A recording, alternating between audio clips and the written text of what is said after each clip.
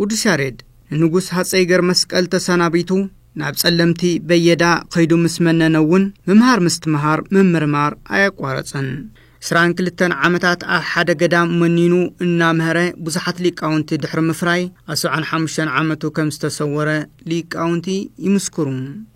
حتى يقرأ مسكال حدا معتي زماري خم يسمعهم حزب أكيوم بتطيقوا ليه تزمر تمسكن تلو نصومون تماسيتهم نصومون تماسيتو انت يفلقوا تطقيناتهم نافت اقروا شقيل أمه نصومون سكعي تسمعن تماسيتو إننا بلومه بخوناتو أمه دحر مفصمه انت رأيو يتركيناتهم اقروا تتخيلوا السون أنا قرأ حي سكعي أزحل كأي بديل كأي نزيك عصا التدليل طيقا نقصع فرق من قصيك كاخليه يلوم قالات يوملو الشمبار قالي تولي محل ليلو قالاتو بعد انا بزحزي صحيه قلقله ابزي بلايه بزحزقن تابز عالم زيدوليو ነገር የለን ናምናኔ خيديه يساناوتني الوميو سومن حاضرهم بتاعو ግን ተማحላقት عصوا ስለዚህ قالو አሳናዊቶም يوم مخنياتو مفتوح انسو ناصي ገብረ መስቀል ነው አጼ ገብረ መስቀል ቀሪው ከዚህም ተሎ እስከ ሕዙኳት ስለለዩ ስለ ቤተክርስቲያናትን ርኤና በተመስጦ እንዳዚህ መንደሃለው ትናቶም ሒዞም ዝነበሩ መቆሚያ ደም ከም ዝፈሰሰ በተመስጦ ፈጣሪ ልምስ ከም ዝነበረ አጼ ገብረ መስቀል ውን መንግስትነት ፍርቅ መንግስትነት ይክበካውን ዝበልዎ ምክንያቱም መንግስትነት መቸም ህዝብ ተዚ አሚን ልካይ ተኸውነ ግን መንግስት አሚን ለሞሎ መንግስት ማለት ህዝብ እዩ አሚን ለሞሎ ማዕረ ፍርቅ መንግስትነት ይክበካ ኢልዎ ንቅዱስ ያሬድ አነ ይደሊን በቃ አነ ብሕቶና ኮይነ እዝነብር منكوس كوين إذنبر نجانا بقدام أي زخيد يفقد لي تابزي عوض يخيد حزم هير أيه أفري أيه تكي أيه سلازي أنا صمونا اللي يو ناو صمونا زخونا بوتا خيد لف كيلو كويس نسو قدس ياريد نهاس أي جبر مسكال انتهاي لوم أنا بزح جزية مهيرن يخو بزح زجن وداسي مريم كدا جمية يفقد لي لوم أو نسوم نحازنو فقيدهم له تكسرت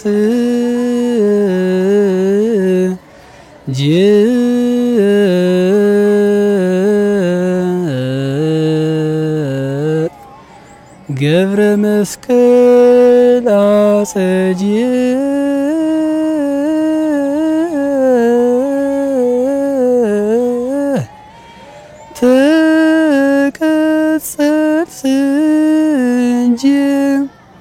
جبر مسكن عسنجي تكسل سجي تكسل سجي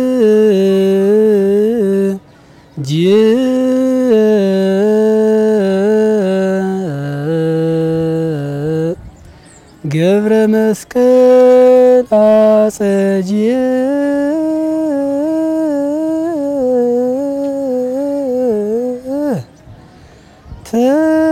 تكسر سجي جبر مسكن عسجي تكسر سجي يعرف وجيك وهي أنا قبريتها قبر اللي زحاوي كور نقص أنا وين يزيم سيدنا وركو أيتردنن يكري خون الكام بزي مثل سنة وتو اليوم تفتم درستات أنقط برهان جبهال نايم ميتاكن مسجانا أيتدرسنيرو أيتجلسنيرو بزخور اللي مننا بيجي اللي جي خليه نبي تمقدس آتيو لسانا وتلو إذا أنقط برهان تجلس قلو دريسو نزي أدرسو وجو توصل تلا قمة أمرات تعمل دي حفلو إما أكل تلعلو كيدو من ميتاكن أمش أرسها تسانا بتوا خيد دولي بيت مقدس وشتاعت يفتقد مسئلة خوينو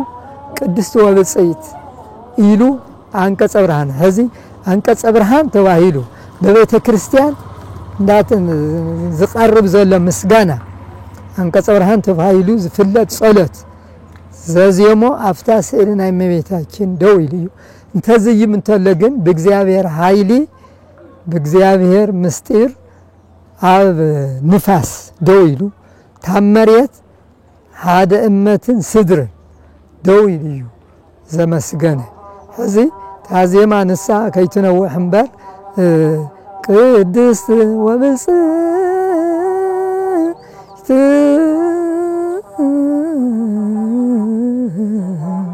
ስብሕት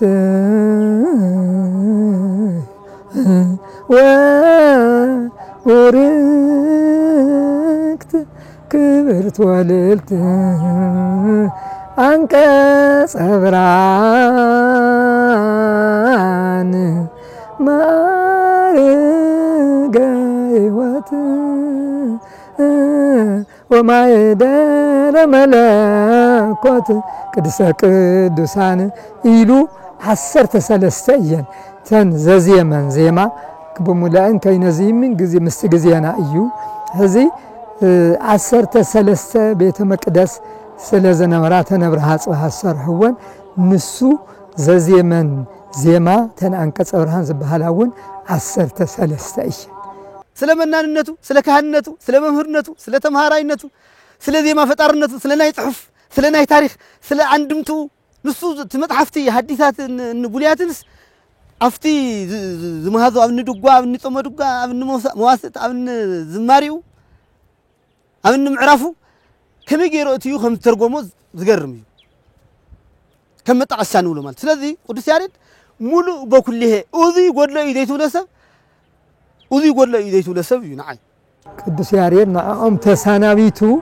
تساناويتو نما بيتاچن تما تساناويتو ناص غير مسكلون تساناويتو خيل انتله حزب خصم دابخيه كسع تكزه افانيو انتي فتو ايو حزبي نسجن وداسي مريم كدغميه اوزي بغلص خوين كاته كونس بيني كوينه نغزاوير مسغانا خقرب يلو كسع تكزه افانيمو تكزه مسبصحه سلام نسائنا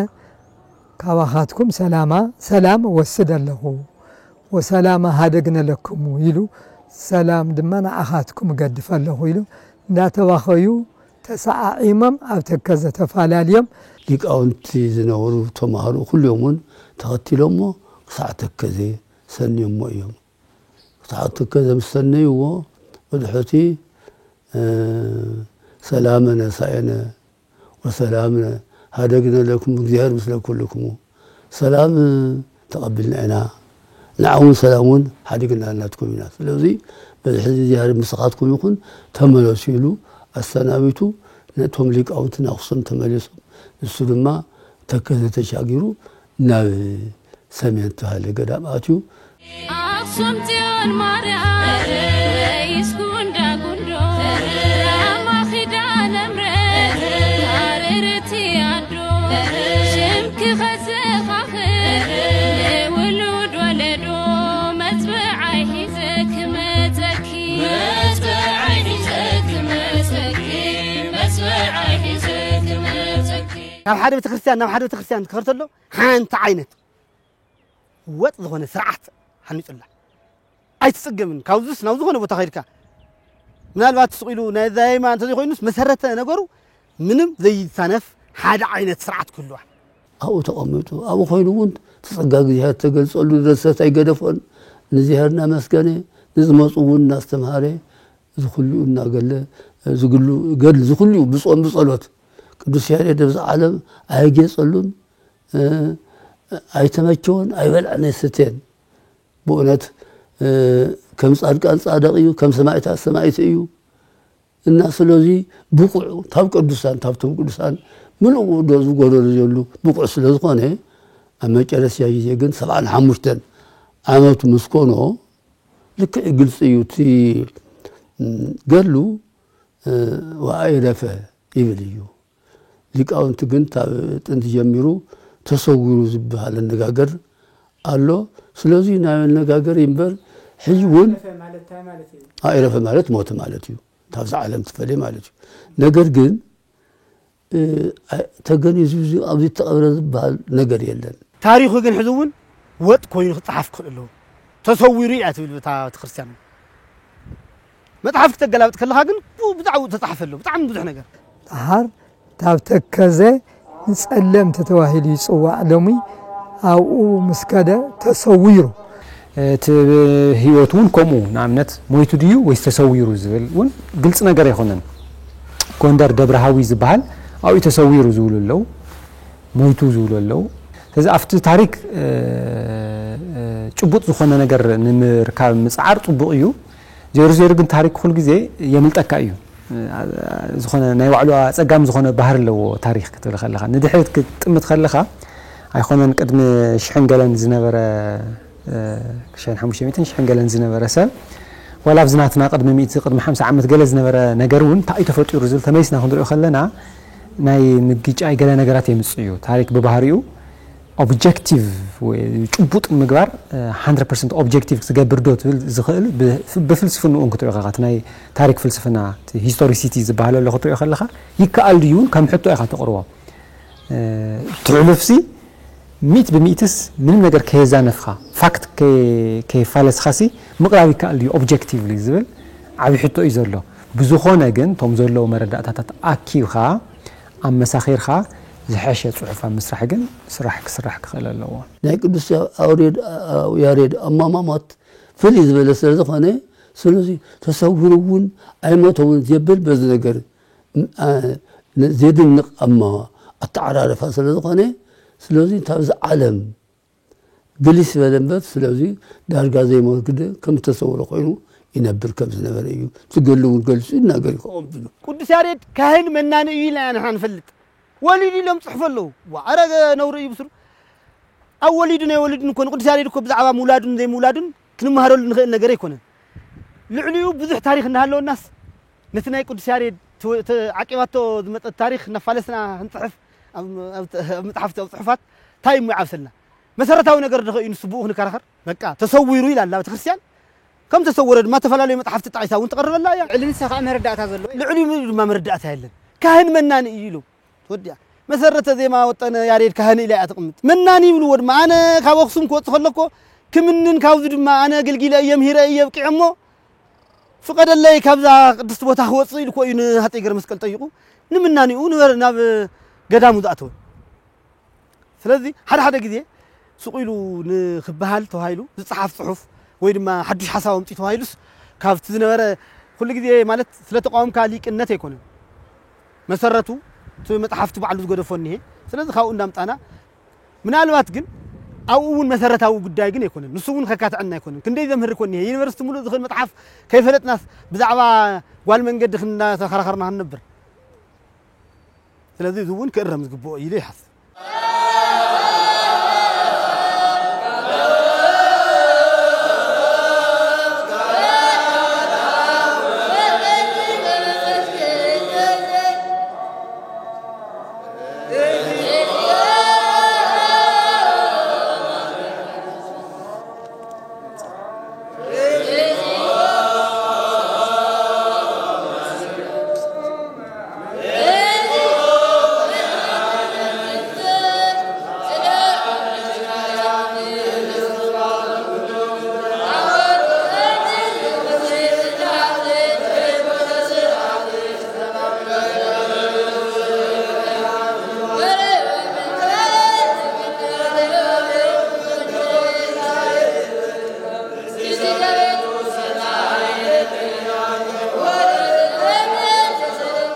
ቅዱስ ያሬድ ንዓለም ብዙሓት ስራሓት ሰሪሑ ይሓሊፉ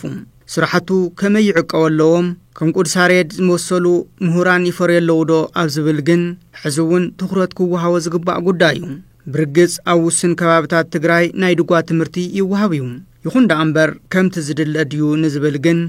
ሊቃውንቲ ሕዝውን ትኹረት ይብካ ክስርሐሉ ከም ዘለዎ ይዛረቡ ብፍላይ ኣኽሱም ዓመት ካብ ዓመት ተናይ ቅዱስ ያሬድ ዜማ እንዳተዜመ ብዙሓት ተማሃርቱ እውን እንዳወፁ ናይ ድጓ ምስክር እውን ኣውዚ ኢና እንህብ ዘለና እስካብ 1956 ብዘይ ምቁራጽ ምስክር ይወሃብ ነይሩ ካብ ግን በቲ ዝነበረ ስርዓት ንእሽተይ ጠጠው ኢሉ ጸኒሑ ሕዚ ግን ንልዕሊ 20 ዓመት እውን ሕዚ ኣብ ርእሰ ኣድባራት ወገዳማት ኣኽሱም ጽዮን ካብ ሙሉእ ትግራይን ካብ ካልእ ቦታትን ድጓ ንምስከር ኣብ ኩር ንውርድ በላይ እንዳመስከሩ እዮም ዘለዎ ማለት እዩ መዋሲት ዝበዝሕ ኣብ ቀብሪ ዝማሬ ድሕሪ ዕጣነ ሞገር ዘሎ ድሕሪ ቁርባን ዘሎ ጾመ ድጓ ኣብ ጾመ 40 ድጓ ዓመት ሙሉእ ኣብ ቤተ ክርስቲያንና ከይተፈለየ ምዕራፍ እውን ዓመት ሙሉእ ከይተፈለየ እንዳተገልገለ እዩ ዘሎ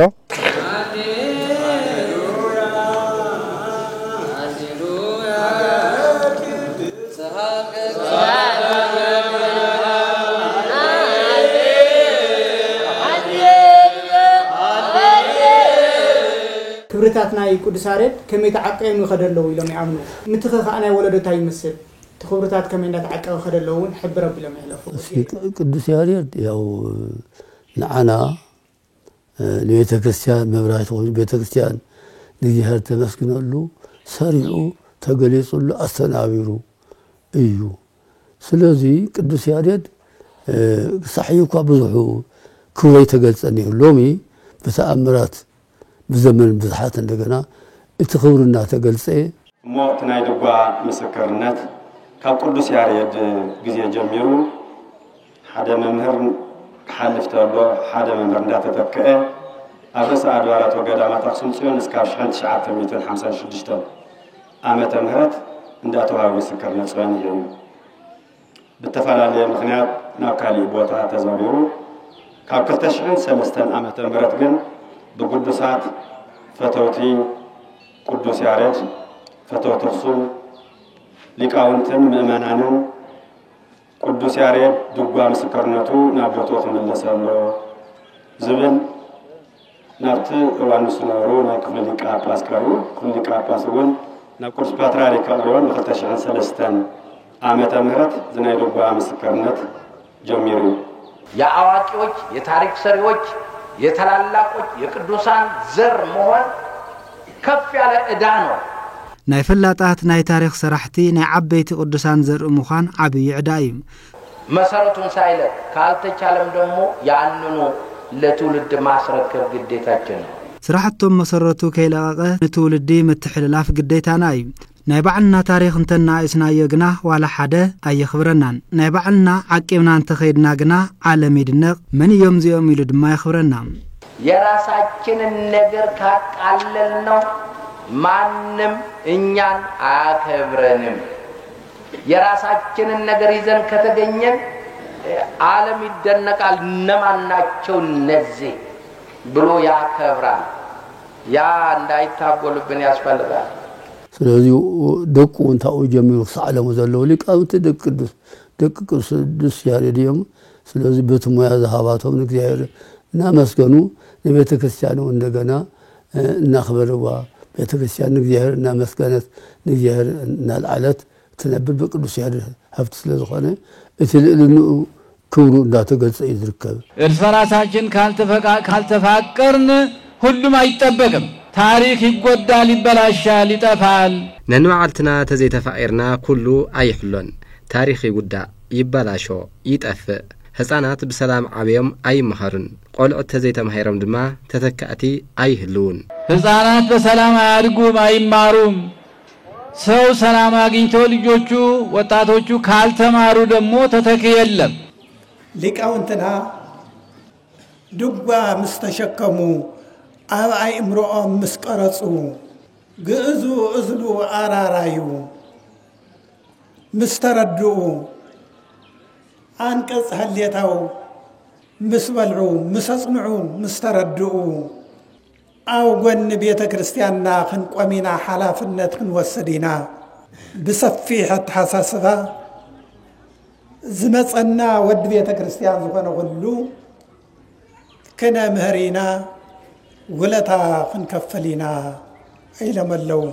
قالات ملو باطقالاي اب حزب كريستيان وكلنا لنا ايو حلافنت لنا ايو ابوتاتينا ممهرانينا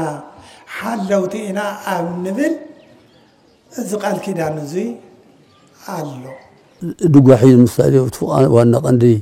نايدسوت دغوان ديو تافشنا مصنا مسكورنا تمارو ناسلطونو يخدلو سلازي ياو اوزي باميسيم كنت باباساتم بزلو تمريقوم يخدلو دارجا عند تتخاخ خدل لا تتخاخ يندس استان السم زمر وازن ورسكم هرز خول فريم دنيو الله لا تو ليك اون فويت كلو تمريقوم زخدلو كتنا ما ناتي ما ينحدو كويا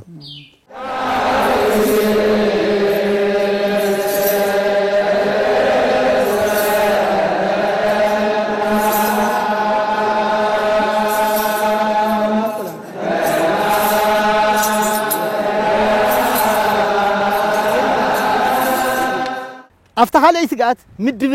مدبلع أفتي استوديوس كورون نيته تخورو ثاني بعلو حتى نطلعون نيته كاو زمناو موسيقى ونتاوني زحدقا يوصل عيناتنا አይኮሙን አምስ ፈፋህናያቱ ናዩ ዜማ ተሰሪሑ ይልሃክት ናገር መጸገማ እዩ ከአቢው ብልግቡ ለከ ምክንያት ቅዱስ ያሬድ ከአብ ተሆይኑ ቅዱስ ያሬድ ተኪኦም ናቱ ዜማ ዘንተሩ ዘለው ሊቃውንቲ ከም መخبار ይዝጀምር ንቅዱስ ያሬድ መخبار ማለት ቶም ሐዚ አሰር ቅዱስ ያሬድ ተኸቲሮም በኸልቢና ተነኻሱ ናለመኑ ካብ ዓዶም ወፂኦም አብነት ትምህርት ዝመሃሩ ዘለውና ቆሎ ተማሃሩ ንላቶም ናአቶም ከም መخبار ይዝጀምር ንቅዱስ ያሬድ መخبار ማለት ንምታይ ንሳቶም ሁሉ ነገሮም ገዲፎም አሰር ቅዱስ ያሬድ ከኸተሉ ናዩ ዜማ ከጽንዑ ስለዝመሃሩ ዘለው በማይከር ሐቀ ዝኾነ ተጀምራ ነራ ሐቀ ለተክሲያን ተሰሪሐሉ ታቤተ ክርስቲያን ላይ ዝኾነ ትምህርት ቤት ባ አላው ትምህርት ቤት አላው يستمر يمون ስለዚህ ወደፊቱን ከም ንሪኡሉ እናተሳፈሐ ከም ዝኸይድ ተረጋገጸ ይን ምሳሌ አክሱም ይደረሰሉ ድርሰቱ ታክሱም ጀምሮም ሳውል ዘለው ሊቃውንቱን ስናይ ቅዱስ ያሬድ ሞያ እንዳተተኩ እቱም ሞያው እንደገና ናው ካለ ዓድ ኸይደም ተማሩ ደቆም እናስተማሩ እናተኩ ሳላዊ ሄዩን ሳሂ ናይ ድጓ ምስክር ዝባል ነገር ኣብዚ ቆይሙ እንዳተስፋፋ ይርከብ ክንደ ሊቃውንትና መጹ ናፈልጦኒ ይኸደለው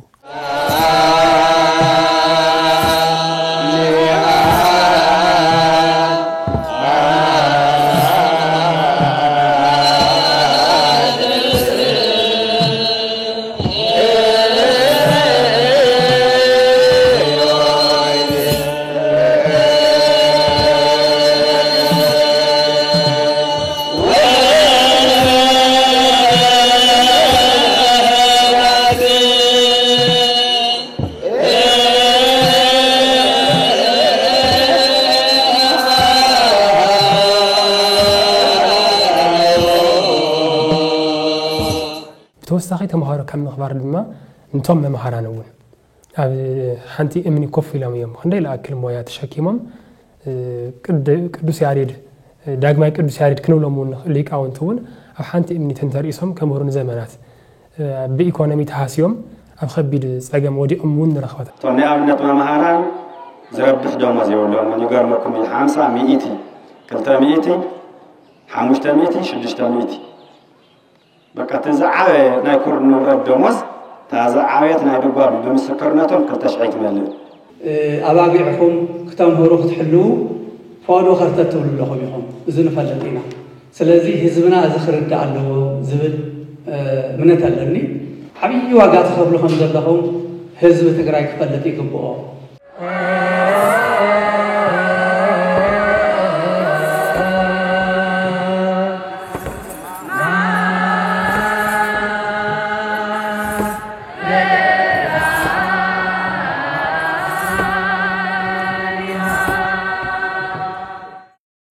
ቅዱስ ያሬድ ካብ ሃይማኖታዊ ትምህርቲ ክህነት ብተወሰኺ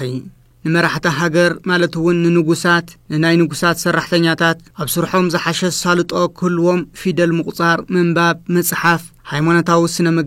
ስነ ምግባር ስራሕ ፍቅር ሃገር ረብሓ ሰላም የምህር ከም ዝነበረ ሳሙኤልን ገብረስላሰን ንመጽሓፍ ሄኖክ ብምጥቃስ ገሊጾም ይርከቡ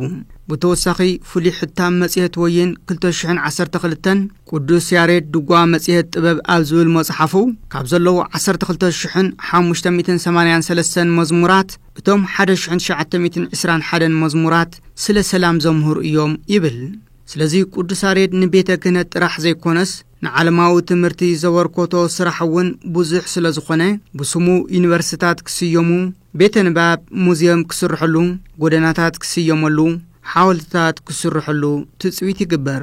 سلازي بجنبي تا خريستيان بعلو ولا تايو برهانا ايو عند ايو ندحر نلاقي الناس عند حر نقنيقه تسبر كوي ناس رمت الى اخت موت عند دي ولي كذا كرومشي زبل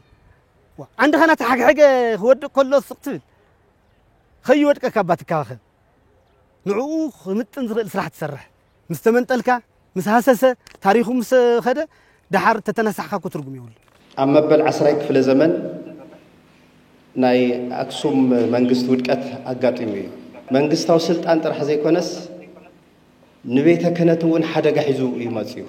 منغست اكسوم نابلاستا مسفلسه ماخل بيته كنت ጠቅላላት ናይ ማእከል መዋፈሩን ናብላስታ ከም ዝኸደ ግልጽ እዩ ናብዚ ምምላስ ዕድል አይረኸበን ብድሕሪኡ ከም ተኹላትና ንፈልጦ መንግስተ ዛጉ ናብ ሸዋ ክፈልስ ከሎ ናይ ኒኩና አምላክ ናይ ተክለ ሃይማኖት ዝተዋደደ ምኽሪ እቲ አብላስታ ዝጸንሐ መንበረ መንግስት ናብ ሸዋ ክኸይድ ከሎ بدحريزي ما أخل بيتك نتونا وشوائي خيدو مالتي مسرت نحن عينا سب تاريخ نحن عينا ناي مهلية عياريد ناي فيدالات ناي زيما ناي كنية ناي كلهم مسرت نحن عينا ناي سب تاريخ يوم ناي نازول أبي تبيع كسب زمن منجستي كنا أملاك كابتي ليك باباس قتسيلو ناي بيت كريستيان تسوع ناي باباس توكالن كوينوز سرح ليك أكسوم يونيرو دحر من قاسي كنا أملاك جنا كابت باباس قتسيلو زلو زلع على بعد سلطان نناي دبر ليبانوس إتشاجع يتواهيو زيز تجبر المخنيات دما كونه تواهيلو تاريخ أكسوم نمحساسن نمتفعل يبلو ما مر جبر خيدان دستا ناي مننت ناي تاريخ قلولاو اللو إذا ناي تاريخ قلولاو دما منم كدحين زي خير حكيم زي الحناي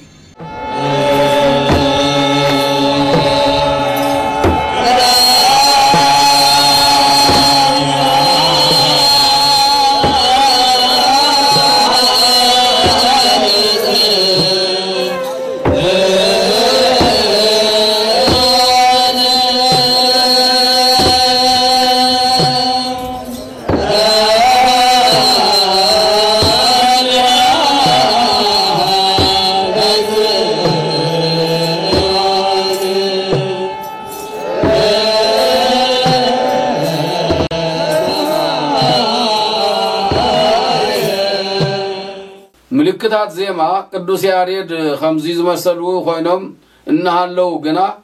دحر غزا بزي ربح مخنيات نابام حارنيا زتغيرون حدش استفطرون نايم حارنيا ملكتات خنوبرو تغيروا لقاونت بزي حزنو ملكت حلو هذا اللي بهلاي اب كباب بيتك نزلو حرخرخ زبل نجر كندن قالنا نحنا نبيتك كنت شلاخ نبلا يبلا أبيتك أبيتك نزلوا ناي هايمانوت مرحتي مسمرهم حيزهم خدلو كنيا يبلت مانم يلم ሌሎች የሚበልጡን ያለ እኛ ባለ መስራታችን بتاريخ كابانا زبلص ولا حدا يلن زولصنا زلو نحنا اب تاريخنا بزي مسرحنا ايو ታሪካችን ኩራታችን ነው ታሪካችን ሀብታችን ነው تاريخنا قرعتنا أيو تاريخنا حفتنا أيو سلازي حفتنا خي بلاشو تنتاويان قدسان مصحفتن فلي زول تاريخاتنا خي بلاشو خي قدقو خي تفقو حلفنت لنا ناي مؤمنان ناي كهاناتن حلفنت يزي سلازي حفتاችን እንዳይበላሽ تنتاويان የሆኑት ቅዱሳት መጻሕፍትና ልዩ ልዩ ታሪኮች እንዳይበላሹ እንዳይጎዱ እንዳይጠፉ የመጠበቅ ኃላፊነት አለብን የካህኑም የምእመኑም ኃላፊነት ነው ይሄ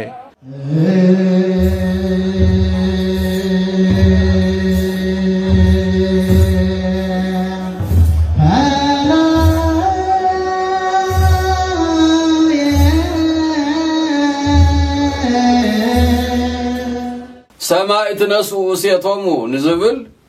ዮናኤል ሎሌ ባሻን ቆረጠው በሸቶል ብልብል ተተኪኡ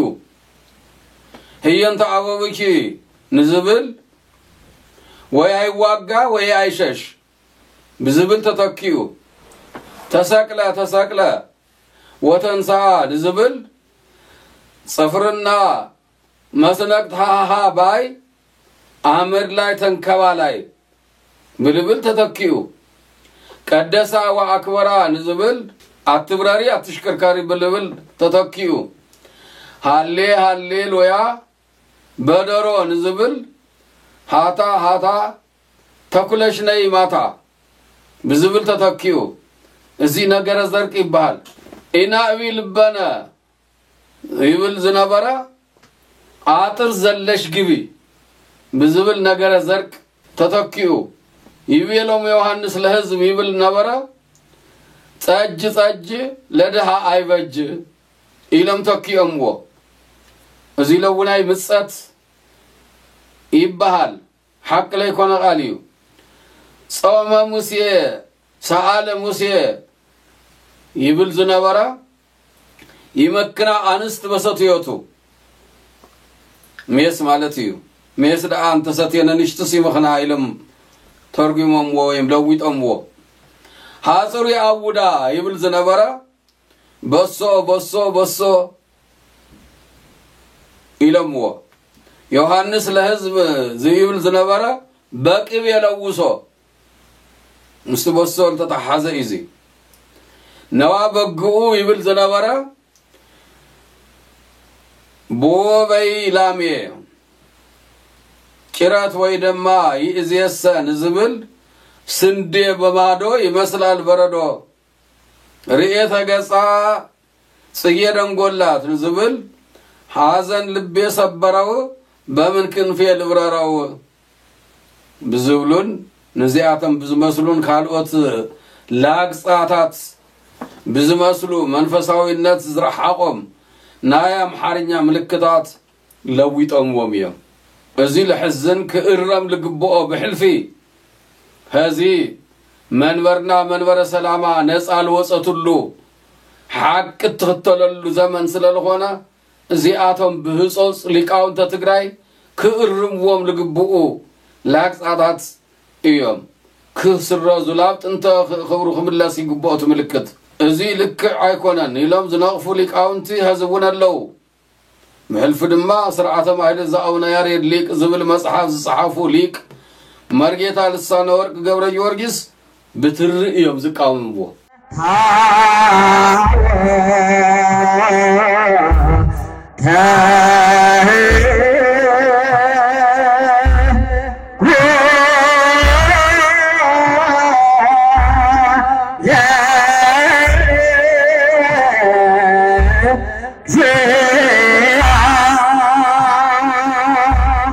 أبوينا هي يتزنقو أديام يوردانوس أوادي تنسوسو بمتما وتلوسو بتأجدي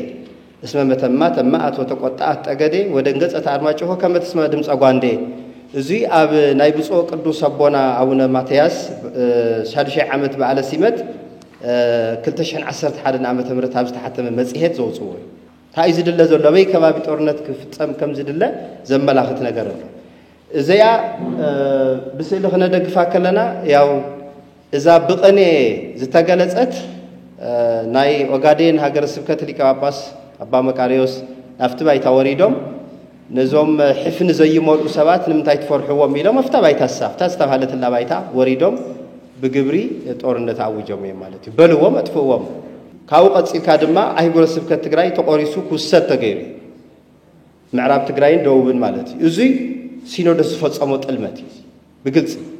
እንደ ቤተ ክርስቲያናችን አስተምሮ ሁሉ ጊዜ ለሀገርና ለህብረተሰቡ የሚጠቅም መልካም ስራን ከመስራት በቀር ከም ቤተ ክርስቲያንና አስተምሮ ኩሉ ጊዜ ንሃገርን ህብረተሰብን ዝጠቅም ጽቡቕ ተግባር ካብ መስራሕ ወጻይ ጉዳት ዘብጽሑ ተግባራት መስባኽ ብጽኑዕ ዝተኸልከለ እዩ ጉዳት የሚያደርሱ ተግባራትን ማራመድ ፈጽሞ የተከለከለ ነው ብፁዕ ቅዱስ አቡነ ማትያስ ቀዳማዊ በይኖም ንተፈጸመ ግፍዕ እንተውግዙ ሲኖዶስ ኢትዮጵያ መራርሓ ጠቅላይ ቤተ ክህነት አይጉረ ስብከት ኢትዮጵያ ሰበኽቲ መነኮሳት ኢትዮጵያ ብብዘለዎ ኮይኖም ንሕና ተጋሩ መሊና ክንጠፍ ዝከኣሎም ኩሉ ገይሮም እዮም ብተወሳኺ ዶግማዊ ኣፈላላይ ፈጢሮም እዮም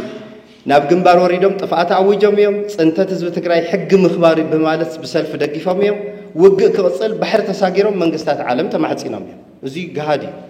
አብያተ ክርስቲያናትና ሸፋቱ ዝቕመጡሉ ቦታ ኾን ይውሉ አዎ አክሱም የታሪክ ሀገር ናት አክሱም የስርወ መንግስት ሀገር ናት አክሱም የሃይማኖት መሰረት ናት እወ አክሱም ናይ ታሪክ ሀገርያ አክሱም ናይ ሰርወ መንግስቲ ሀገርያ አክሱም ናይ ሃይማኖት መሰረትያ ስለዚህ እዚ ታሪክ ሐሊና ናይ መቀጻል ሐላፊነት አለና ስለዚህም ይህንን ታሪክ ጠብቀን የመኖር ሐላፊነት አለብን ካዚ ጀሚር እዩ ስርዓትና ባህልና ሃይማኖትና ተበላሽ እዩ ካምታራ ነገር ላተርአየ ነገር ዘርቅ ላተወሰኸ ካብ ሐቅ ዘሊሉ እንብለና ካብዚ ሐቅ ዚ በመልዓል እዩ بعثت 1980 ዝመጡ ዮሐን ሳብስታን ዝበሃል ናይ አውሮፓ ናይ ዜማ አቦ እዩ ተባሂሉ ዝበሃል ዮሐን ሳብስታን እዚስ አቦ ዜማ ተባሂሉ እዩ ኣብ ዓለም እውን ብዙሕ ዝረወሉ አቦ ዜማ ተባሂሉ ሕድ እቶም ዘመናውያን ዝበሃሉ ኣብ ዓለም ብዛዕባ ዜማን ብዛዕባ ድርሰትን ጽሒፎም ዝበሃሉ ሰባት ንቅዱስ ያሬድ ካፍቲ ሰሪሕዎ ዝበሃል ተወሲዱ እዩ ዝበሃል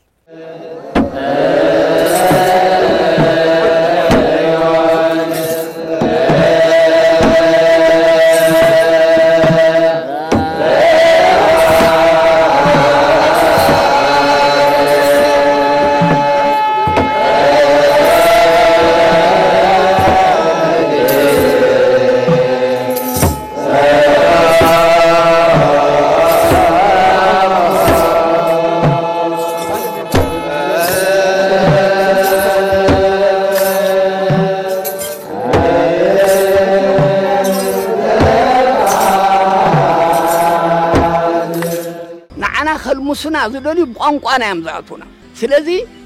ኣብ ቋንቋና ኣብ ባህልና አመንነትና ናትና ዝኾነ መቦቅላው ዝኾነ ነገር ናይ ሸለል ናይ መዋል ወይ ናይ ምንዓ ገለ ዓይነት ነገር ይረአዩ መብዛሕት ግዜስ በቃ ፍልጠት ክባሃል ከሎ ስልጣነ ክባሃል ከሎ ገለስ ንዓድኻ ዘይትርኢ ስልጣነ ፍልጠት ገለ ክባሃል ከሎ ናብ ጻዕዱ ኢኻ ተማዓዱ ግን ዝበለጸ ነገር ምሳናሎ ኢለ እዛምን አነ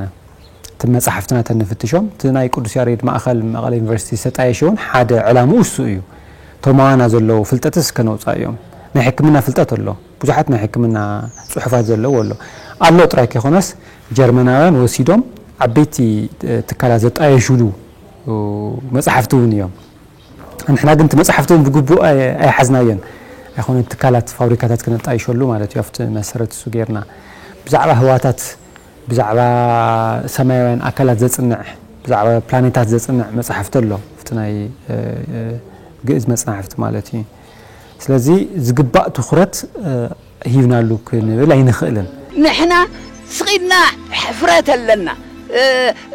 عاويل كام الزراب زعبا تاريخ كاخم نوريز مثلنا تاريخنا ناسرق ونسوم تحبنولو تاريخنا من تاقول هنا خمزين الزرب نتاريخنا أبوتاتنا جقانو دحالفو يخون زلو تاريخنا عقبنا خنبر لنا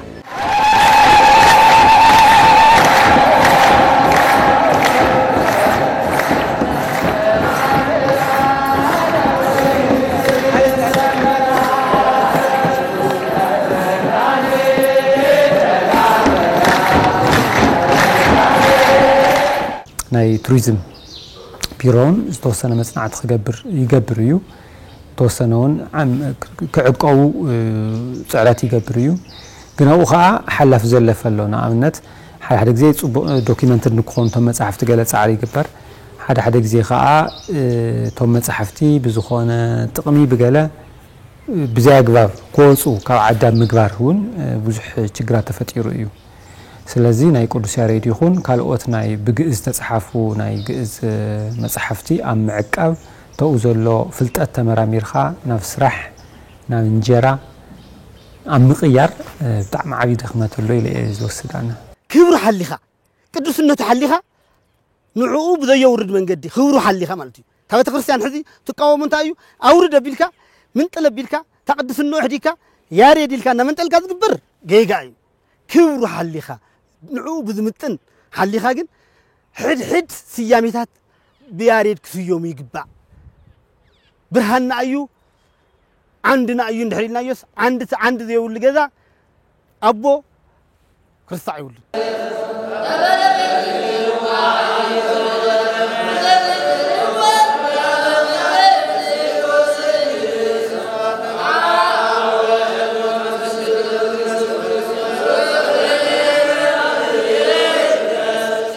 ቅዱስ ያሬድ ሓድሽ ናይ መዝሙር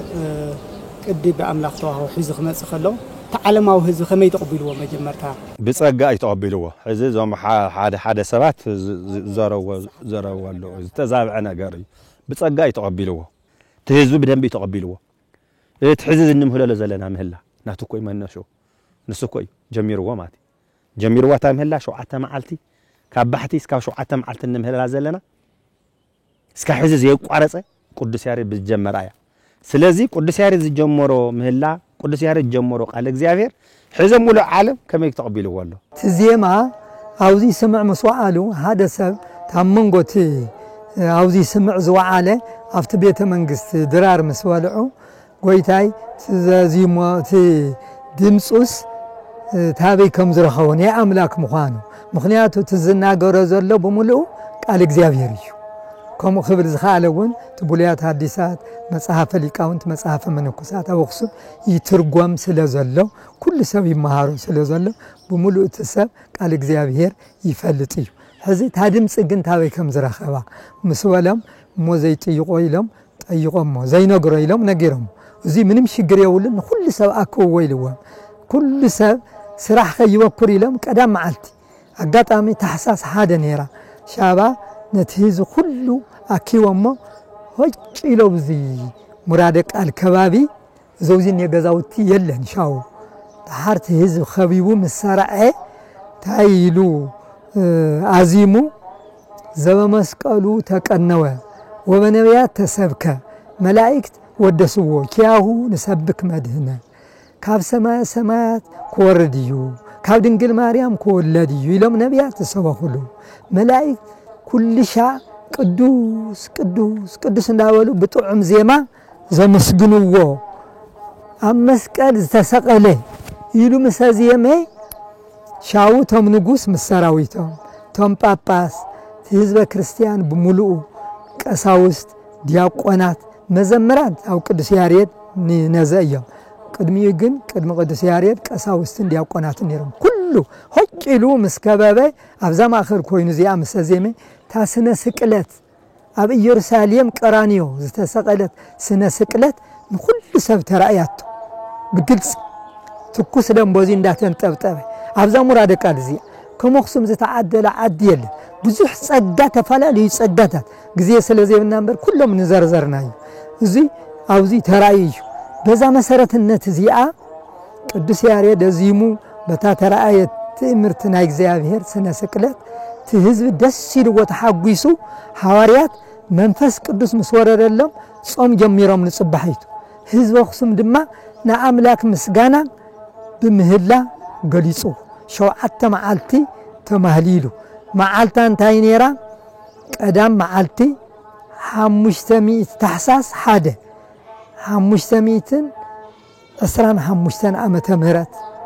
إلى تادم قدام يعني مهلا زيا تمسرت مهلا تجمرت زيا مسرت قدام وين قنوات تباهلا قنوات مالت مسقدي قنوات كتبهر زخالت بزا مسرت الناس زيا بزا بخصم ترايت تمرتي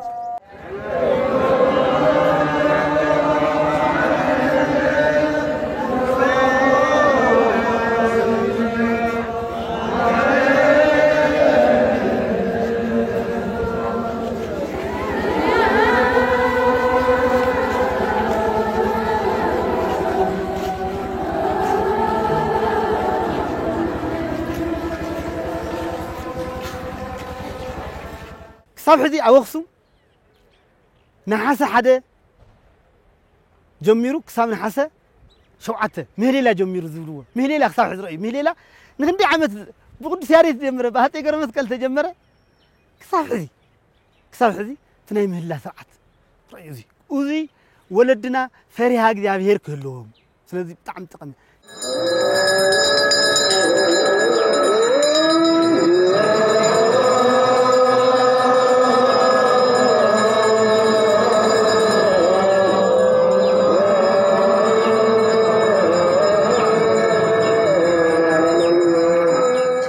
ስለዚህ ሓደ ሰብ መቀኛት ይሳሉን ማንዩ መንቀኛት ይነውር ይሆን ታዩዚ ዝገብር ዘሎ ዝውሉ ሰዓት ክነውር ይኽእል እያ ግን ተብዝሓት በተለይ ትሽዑ ዝነበረ ህዝብ ኣክሱም ቅድም ክብል በህገ ልቦና ዳሕራይ ድማ በህገ ኦሪት እንዳኣመነ ዝመፀ ቡልያት እንዳፈለጠ ዝመፀ ኦሪት መጽሐፍቲ እንዳንበበ ዝመፀ ስለ ዝነበረ ቅድሚ ቅዱስ ያሬድ ኩለ ሰላማ ከሳት የብርሃን ንቅዱሳን ነገሳት አብርሃ ጽሃ ዝነበሩ ስለ ዝነበረ እዚ ስርዓት የማቻቸው ንቅዱስ ያሬድ ንተሳቱ ቅዱሳን ከፈቢል ዘመረ ኮይ ንተሳቱ ቅዱሳን ከፈቢሉ ግዕዝ ዘምሮም ኮይ ወላድ እዩ ስለዚህ ተቀቢሉ ወይ ተህዝብ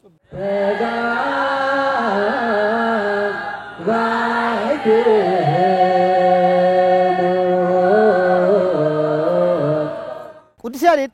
ብፍላይ ዞም ናይ ደገ ስርዓታት ንብሎም ከምን መስቀል ከምን ጥምቀት ዝባሉ ስርዓት ሃኒጡላ ንኣብነት ጥምቀት በሃፀይ ገብረ መስቀል ቅዱስ ያሬድ ናሃለው እይ ስርዓት ተጀሚሩ ዝባል ያ ተቆፍሮ የወጣው ቅዱስ መስቀል ወደ ሀገራችን ገባ ብሎ አባቶቻችን ቤተክርስቲያናችን በሰራችልን ቀኖና መሰረት ዛሬ ወደ ኢትዮጵያ ምድር የገባበት ነው። ያ የተገኘበት የክርስቲያኖች በዓል ነው በሙሉ የሚያከብሩት ግን በጣም ጥቂቶች ናቸው በመጽሐፋቸው ከሚመዘግቡት በስተቀር ኢትዮጵያ ብቻ ናት የምታከብረው የተገኘበትም ወደ ሀገሯ የገባበትም ስለዚህ حسب ጥምቀት መስቀል ክሳዕ ክንደይና እዮም ንዓና ዘለው አገዳስነት ፍሪ ይኽልሃ ዝገርም እዩ በእኛ አባቶችና እናቶች ነው ተከብሮ የሚኖረው ያለ በተለይ በሀገራችን ክርስቲያኖች ባዮች ናቸው እኮ ፎቶግራፍ ሊያነሱ የሚመጡ እኛ ስናከብር ባህርና አየር አቋርጠው የሚመጡ ክርስቲያኖች እኮ ናቸው መስቀሉ እኮ ለሁሉም እኮ ነው በክርስቶስ ለሚያምን እኮ ነው የዚያን ትርጓሜ ግን አጥተውት ያን ያህል ርቀት በአየርም በየብስም አቋርጠው እኔና እናንተ አባቶቻችን ያቆዩልን ስራ ስናከብር ለማየት ፎቶግራፋቸውን ይዘው መጥተዋል ታውት የለም የሚቀጥለው በዓል ህዝቡ ምን ያህል እንደሚጋፋ በዚህ ምክንያት አዎ ስለዚህ እኛ በአባቶቻችን በእናቶቻችን በከንቱ አይደለም እንቆራው ዘላቂ የሆነውን ታሪካችንን ይዘውልን ስለቆዩ ነው እኛም ደግሞ ይህን ነው ለሚከተለው ትውልድ ማስረከብ ግዴታ እንዳለብን እምገሊላ አበዮርዳኖስ እምገሊላ አበዮርዳኖስ ቶም ቅርሲ ናይቲ ሰብ እግዚአብሔር ዝገለጸሉ ጥበብ ዘርኢ እዮም ስቅ እዮም ኢሎም ዝኒው ናይ ቅዱስ ያሬድ ምስጋና ግን ኩል ሻዕ እግዚአብሔር ዝምስገነሉ ስለ ዝኾነ ታፍቶም ቅርስታት ኩሎም ንላዕሊ እዩ ናይ ቅዱስ ያሬድ እሞ እዚ ናይ ቅዱስ ያሬድ ነገር ኩሉ ሰብ ክፈልጦ ይግባእ ክሰርሐሉ ይግባእ ክመሃሮ ይግባእ ቤተክርስቲያናት ሕየታ ሰሜን ተባለት ቦታ ቤተክርስቲያን የራቱ በረብ ካለ ይነበረ እንድሓር ግን ሎሙ ግን በብየወቱ ቤተክርስቲያን እንዳተሰርሐ እዩ ክብሩ ታሪኩ ብቃቱ እንዳተነግረ እዩ ስለዚህ ብጣዕሚ ክብሩ እናተላዓለ እዩ ክኸብር ዝግብኦ እውን እዩ ታብቶም ቅዱሳን ተጋደሉን ተባዕቱን ዝነኣሰ ስለዚህ ይኮነ ቅዱስ ያሬድ ሕይወ እንደገና ትገሉ ተኣምራቱ ትሞይኡ እቲ ዝገለጸሉ ሃብታት እንዳተገልጸ ብጣዕሚ እናኸበረ እዩ ዝርከብ ቅዱስ ያሬድስ ሓንቲ አቡነ ዮሐንስ ጳጳስ ብሽሞ ትምህርት ቤት እዚኣ መንፈሳዊ ትምህርት ቤት እሰርሕዋ ቅዱስ ያሬድ እዚኣ ኣላ ብጀካ ዛ ሽሙ እዚኣ ቅዱስ ያሬድ ማዕዜና ገሊጽናዮ ሓደ ጠንካራ ደራፊ ክንደይ ነገር ይግበረሉ ቅዱስ ያሬድ ጋና ኣይውፃናዮ ሽሙ ጋና እዩ ስራሕቱ ኣይነገርናሉ ስራሕቱ ኣብ ተወሰኑ ካህናት ኣብ ተወሰኑ ዲያቆናት ኣብ ተወሰኑ መዘምራን ኣብ ተወሰኑ ሊቃውንቲ እየን ዘለዋ ንዓለም የፋልጥና እዩ ናይ ቅዱስ ያሬድ ስራሕ ቅዱስ ያሬድ ሕዚና ቤተክርስቲያን ሰሪሕናሉ ሓንቲ ሰፍሖ ትባሃለላ በዛ ዩኒቨርሲቲ ሓንቲ ድማ ማይክራህ ፍታዋና ቦቱ ተገለጸሉ ሕዚ ተጀሚረሉ ቅዱስ ያሬድ ጋና እዩ ኣይሰራሕናሉ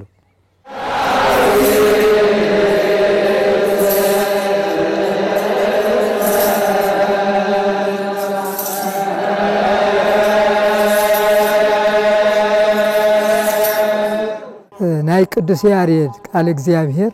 ንኽሱም ኣኽሱም ከምቲ ዝፍለጥ ኣብ ኣኽሱም ጥራይ ዝጸንሖቲ መንግስትነት ን5443 እዩ ኣብዘን ዘመን እዚአን እውን 404 ነገስታት ነጊሶም እዩ ዳሕራይ ድማ መንበረ መንግስቶም ኣብ ካልእ ቦታ ይኹን እምበር ስርዓተ ንግስናኦም ግን ክሳዕ ሃፀይ ሃይለ ስላሴ ቶም ናይ መጨረሻ ንጉስ ስርዓተ ንግስናኦም ተፈጸመ ኣብዚ መናገሻ ናይ ኣኽሱም እዩ መናገሻ ማለት ናይ ንግስና ስርዓት ዝፍጸመሉ ቦታ ማለት እዩ እና እዚ ኩሉ ዝተፈጸመ ቦታ ብዙሕ ቅርሲ ዘለዎ ቦታ እዩ ታፍቲ ኩሉ ቅርሲ ንላዕሊ ግን ናይ ቅዱስ ያሬድ ቃል እግዚአብሔር እዩ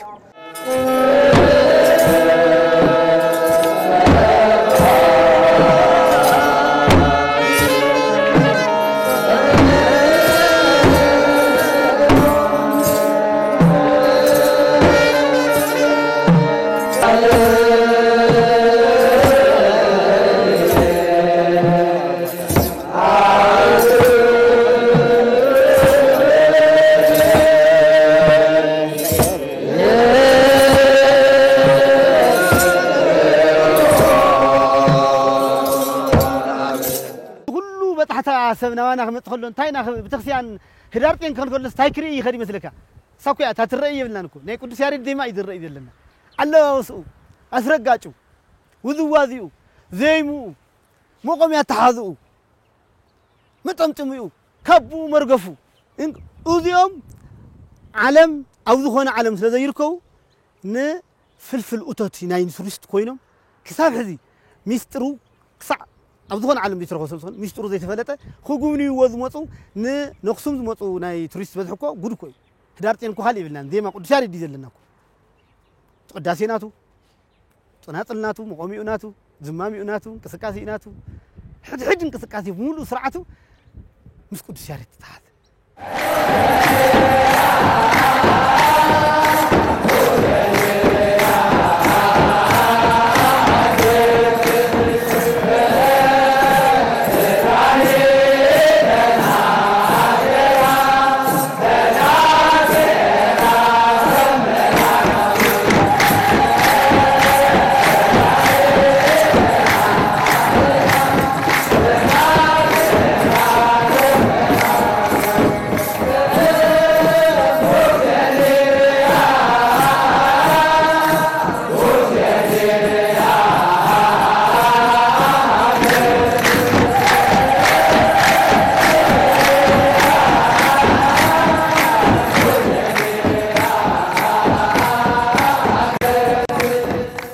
ኣብቶም ኣብ ትግራይና ካብ ዝርከቡ እንጽውዖም ቅዱሳን ሓደ ዝኾነ ጻድቕ ሊቅ ነቢይ ካህን ኩሉ ነገር ኣማሊኡ ዝሃቦ ማህሌታይ ትግራዋይ ሊቅ ቅዱስ ያሬድ ክንድቲ ዝገበሮን ዝፈጸሞን ገድልን ዝጸሓፎም መጻሕፍትታትን ንቤተ ክርስቲያን ዘበርከቶ ኣበርክቶን እቲ ስሙ ክጽዋዕ እቲ ክብሩ ክልዓል ኣይንርእዮን ኢና እሞ ክዝክሮ ከም ዝግባአና በዘጋጣሚ እዚ ክነተሓሳስብ ንፍትን መዲሽናን ንሱ ዝስፋሕፈሐሉ እንዳገበርና ድማ ዓብይ ናይ ቱሪስት መስህብ ክንገብሮ ይግባእ ነዚ ድማ ናይ ኩሉ ሰብ ገለ ዘየብሉ ናይ ኩሉ ሰብ ተሳትፎ ክነብር ይግባእ ኢለ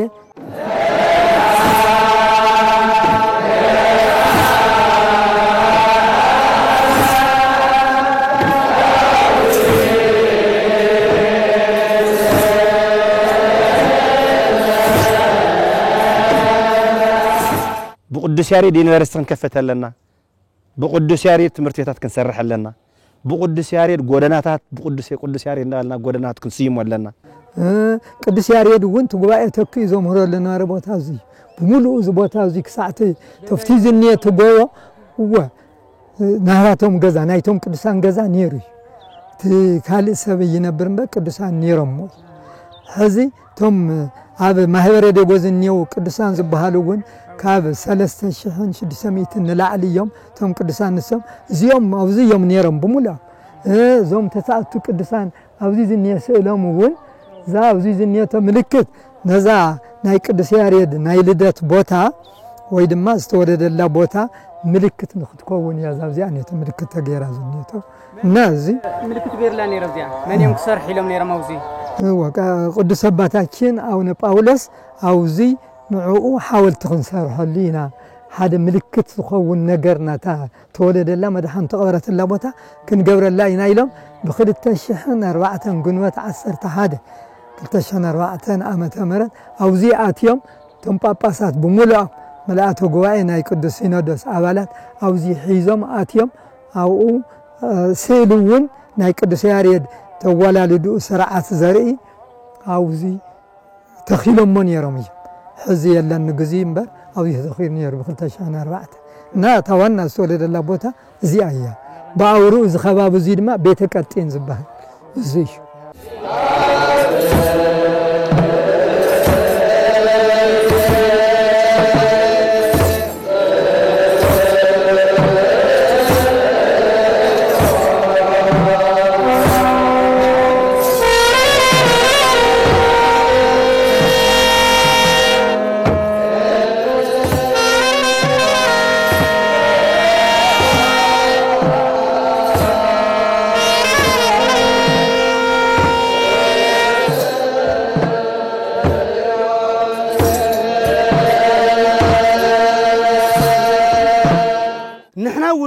ናይ ቤተ ክርስቲያን ዩሊቅ አንተው ተዛሪ ይሕዙውን በመንፈስ ቅዱስ ተገሊጽሉም ተመሪሑ ተመሊኡ ኩለን ድርሰታቱ ዘይማታቱ ሰሪሑ ንበል ጥቡቅ እዚ ምንም ዘጠራጠር ነገር ይኮን እዚ ማለት ግን ናይ ቤተ ክርስቲያን ጥራሕ እዩ ማለት ግን አይኮንን ናይ ዓለም መብራህቲ እዩ አንዳ እዩ ኮይለከ ናይ ዓለም አንዳ እዩ ስለዚ ኣብ ኩሉ ብዛዕባ ቅዱስ ያሬድ ክስራሕ ሪሰርቻት ብዛዕባ ቅዱስ ያሬድ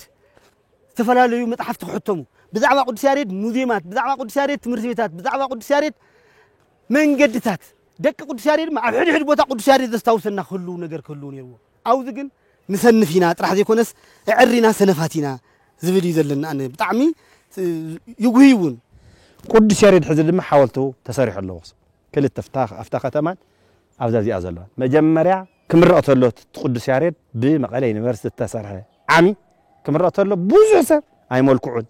አይናቱን ታይዝ መስል ይሉ ብዙ ሰብ ተچو ነሩ እንዳመጸ መስራአየ ግን ጽቦ ስራሕ ተሰርሕ ይሉ እንዳመጸ መስራአየ ሕልት ዋና ተቀንድ ተዘልየና እንታ እዩ አፍታ ቅዱስ ያሬድ ከፊሎም ይሳለለው ቆልዑት አሟል ህፃናት ግራጁዌት ገወርተለው አመጽዮም ይሪኡ ወለው ቅዱስ ያሬድ ሒዞም ይዓውየለው ሁይ ቅዱስ ያሬድ ይፈልጡ ወለው ማለት ንመምህር እዩ በርና ቅዱስ ያሬድ ስእሊ ኣብ ቤተ ክርስቲያናት አለዩ ግን ቤተ ክርስቲያን ዘሎ ስእሊ ናይ ቅዱስ ያሬድ ብዙሕ ዘምርስ ወይ ሰፍቱ ከተማ ዘሎ ቅዱስ ያሬድ ተልና ብዙሕ ሰብ አማኒ ኾን ዘይ አማኒ ሰብ ብዙ ሓለፈት ቅዱስ ያሬድ ሓወልተ ዳባይ ስለ ዝኾነ እዚ መን እዩ ተተባሂሉ ብዛዕባ ቅዱስ ያሬድ ዝዝረወሉ ታሪኩ ዝንገረሉ ንቱሪስት እውን ዝንገረሉ መጽዮም እውን 1 ሰዓት 2 ሰዓት 3 ሰዓት ፍትወታስ ተጸኒሖም ቱሪስት ነቲ ዝነበረ ናይ ቱሪስት ዝጸንሐሉ ሰዓት ንውስኽ ከለና ሶ ሓንቲ መዓልቲ ዝሓደር ዝነበረ ነዚ ኣኽብል 2 መዓልቲ ክሓድር እዩ حانت توسيخنا كله سلسلة معلتي لخادري بوينا خنطقم نخل توريزم نسيو توريزم كنا بيزنس تزي كاير كاينا قرش تزي كاير كاينا اوتو تزي كاير كايو سيلكا بينو تاريخ يزلو خلكا موتا واغان يهل تاريخ كاخ تنغرل لك ماتي سو قدس ياريد تاي صريحو زبل كان غانا يسرحنا لكن صرحو لينا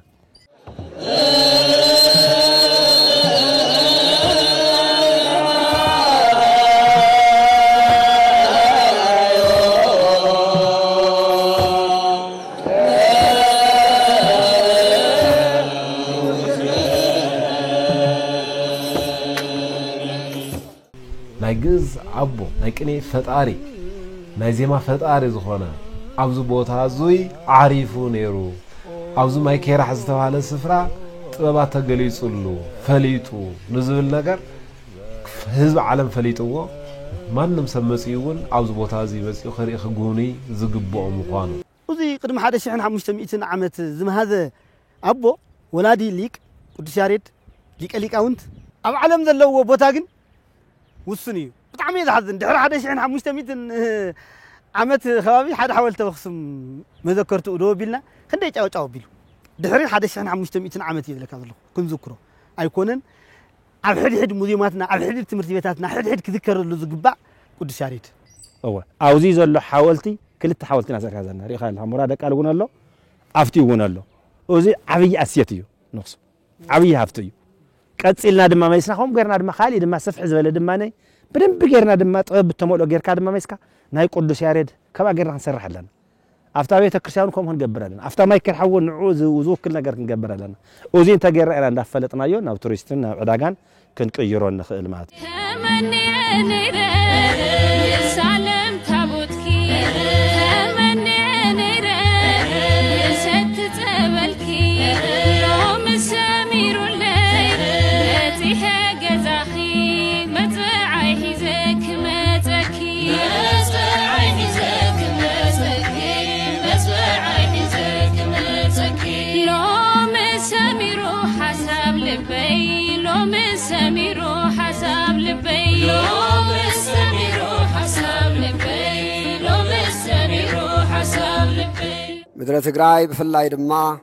ኣኽሱም ሕገ ኦሪትን ስርዓተ ኦሪትን ብሙሉ ተቐቢላ ንእስራኤል ዝተዋህበት ካብ ኢድ እግዚኣብሔር ናብ ሙሴ ወይም ድማ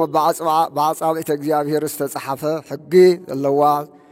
ታቦትና እውን መጽያብ ካሊእ ዘላ ጽላትና ዝሓቆፈት ድሕር ክብል ከለውን ድማ ንሓድስ ኪዳን ናይ መጀመርያ ግዜ ጌታ ብዝዓረገሉ ዓመታት ከይወሰደ ብዓመት ክርስትና ተቐበለት ምሕደሪ ዝኾነት ናይ ሰማያዊ ዜማ እውን ንኹሉ ዓለም ዘስደመመ ኣዶ ቅዱስ ያሬድን ናይ ሰማያዊ ዜማ ማእኸል ዝኾነት ቤተ ክርስቲያንና ጽዮን ማርያም ወይም ደግሞ ትግራይ ንብዙሕ ዓመታት ናይ ቅድስና ማእኸል መሰረት ክትኮን እንዳተገበኣ እንሆ ልዕሊ 1600 ዓመታት እንትዝነበረ ክብራ ወይ ድማ መንበራ ርሒቑ ነይሩ እግዚአብሔር ከዓ ጊዜ ገቢር ንእግዚአብሔር ከም ዝተባህለ ብ2013 ዓመተ ምህረት እንሆ ኣብ ልዕሊ ህዝብና ዝተፈጸመ ግፍዒ መከራ ሰቆቃ ኩሉ እግዚአብሔር ኣምላኽና ኣሕሊፉ በቲ መከራ ከዓ ድማ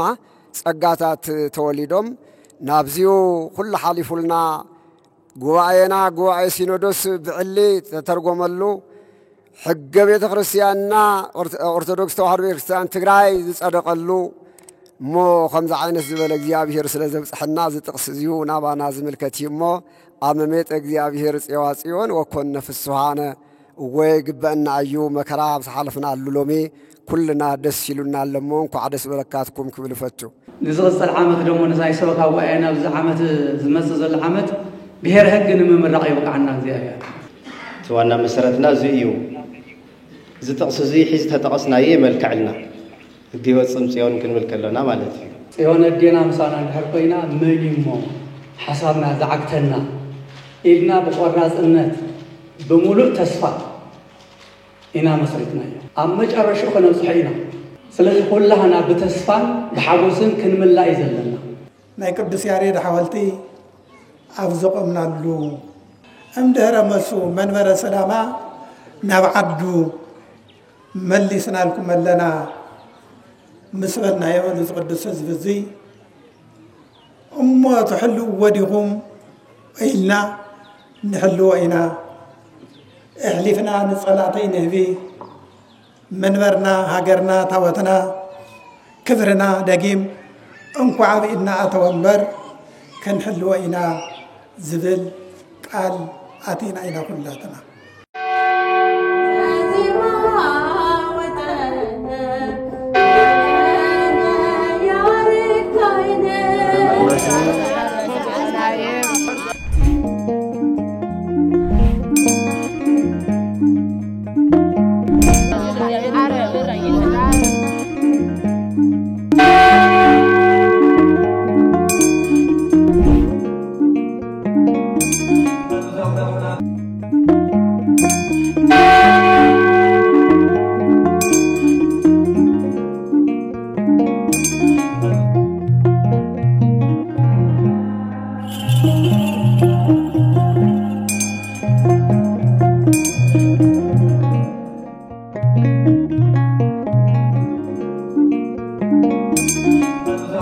ተቃሎ አውረተኛ ተወደደ